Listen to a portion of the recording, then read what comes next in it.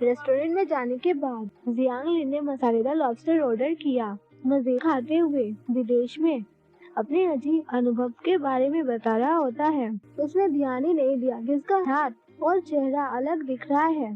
तभी यानियान जियांगलिन को देख उसे कहता है, जियांगलिन तुम्हारा हाथ कैसा है? तभी जियांगलिन अपने हाथ को देख जोर से कहता है, बकवास, ये मेरे हाथ को क्या हुआ? यानियान जल्दी में वहाँ से उठते हुए कहता है, अब मत खाओ, शायद झींगा से एलर्जी है, मैं तुम्हें अस्पताल ले चलता हूँ। जियांगलिन उससे कहता है, लेकिन जब मैंने पहले झींगा मछली खाई थी तो मुझे कोई एलर्जी नहीं था, मुझे खुजली महसूस हो रही है। और फिर यानियान उसे कार में बिठाता है। अस्पताल के रास्ते में जियांगलिन की हालत और भी ज्यादा बिगड़ती गई। जब वो लोग क्लिनिक पहुँचे तो जियांगलिन के चेहरा सुअर के चेहरे की तरह सूज गया था। जियांगलिन परेशान होकर रोते हुए यानियान से कहता है, ब्रदर यान, अब मेरा चेहरा सुअर के जैसे दिखता है ना? मैं बहुत बदसूरत हूँ, क्या मैं जीवन भर ऐसे ही रहूँगा? लेकिन अब मुझे बहुत खुजली हो रही है, क्या आप मुझे थोड़ा सा खरोचने में मदद कर सकते हैं, बस थोड़ा सा? तो यानियान खड़ा होता है, जियांगलिन से कहता है, ये बुरा नहीं है, थोड़ी देर के लिए एक गीला तौलिया डालो, खुजली नहीं करेगा, फिर हम देखते हैं। नर्स यानियान को दवाई देते हुए कहती है, इसे दिन में 3 बार इस्तेमाल करें, कल व्यावसायिक समय पर एलर्जी का कारण जान सकते हैं। यानियान उस नर्स को थैंक यू बोल वो दवाई लेकर जाने लगता है। तभी यानियान हेयांग को वहाँ देख अपने मन में कहता है, हेयांग बिजी है, पर वो अस्पताल में क्या कर रहा है? क्या वो बीमार है?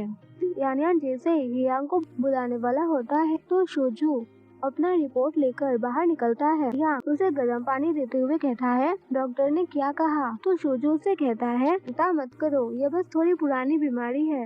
उन दोनों को साथ में देख यानियान सैड होते हुए अपने मन में कहता है, तो वो रात में बिजी था क्योंकि वो उसके साथ था।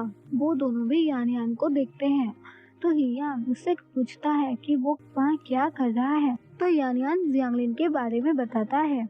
ये सुनने के बाद शोजू हियांग से कहता है, मुझे याद है उस बच्चे को झींगा से एलर्जी नहीं है ना? या हमें उसे जाकर देखना चाहिए, मैं उसके बारे में थोड़ा चिंतित हूँ। हियांग मान जाता है।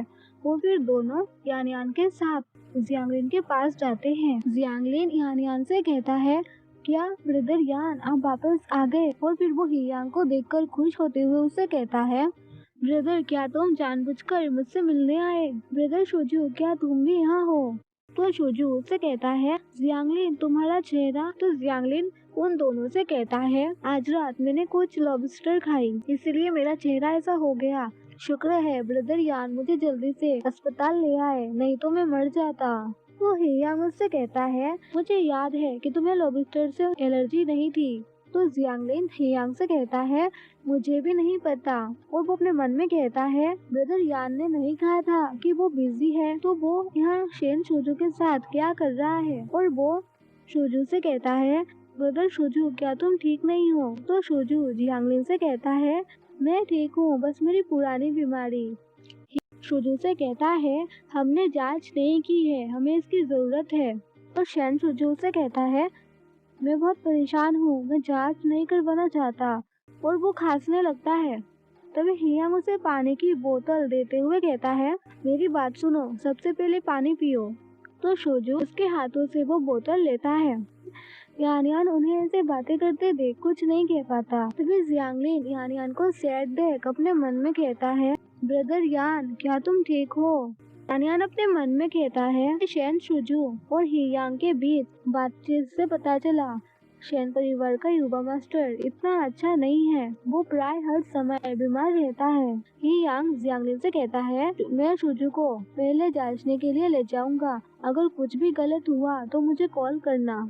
और वो दोनों वहाँ से जाने लगते हैं। यानियान मुस्कुराकर जियांगलिन से कहता है, क्या तुम्हें अभी भी खुजली हो रही है? मुझे तुम्हें दवा लगाने दो। तो जियांगलिन उससे कहता है, ब्रदर यान मैं इसे खुद कर सकता हूँ, देर हो चुकी है, आपको आराम करने के लिए घर वापस जाना चाहिए। यानियान उसके हाथ पर मलहम लगाते हुए कहता है, ये ठीक है, मैं तुम्हारे साथ यहाँ रुक सकता हूँ। जियांगलिन के सो जाने के बाद यानियान अस्पताल से वापस आ गया।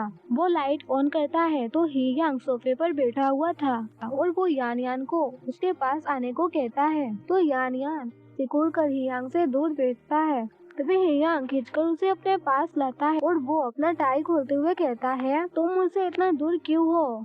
और वो यानयान की आंखों को टाई से कवर करता है। यानयान अपने मन में कहता है, सेक्सुअल को छोड़कर हमारे बीच क्या बचा है?